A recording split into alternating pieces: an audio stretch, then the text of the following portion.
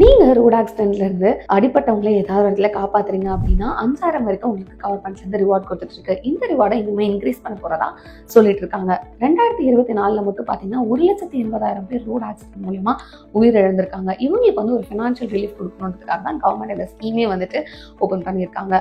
இந்த ஸ்கீமோட பைலட்டா 2024 அசாம், சண்டிகர், உத்தரகாண்ட், ஹரியானா, புதுச்சேரி போன்ற மாநிலங்கள்ல 6000க்கும் மேற்பட்டோர் வந்து இது மேல பயனடைஞ்சிருக்காங்க.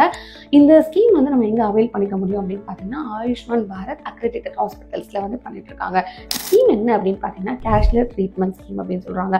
கேஷ்லெஸ் ட்ரீட்மெண்ட் ஸ்கீம் அப்படின்னு சொல்லும்போது இப்போ ஏதோ ஒரு இடத்துல உங்களுக்கு அடிபட்டிருக்கு அப்படின்னா 24 மணி நேரத்துக்குள்ள போலீஸ் இன்ஃபார்ம் பண்ணிட்டு உங்களோட மருத்துவ செலவு 7 நாளைக்கு வந்து பாத்தீங்கன்னா ஒரு 1.5 லட்சம் வரைக்கும் minister of road transport and highways of இந்தியாவே வந்து ஏத்துக்கிறாங்க.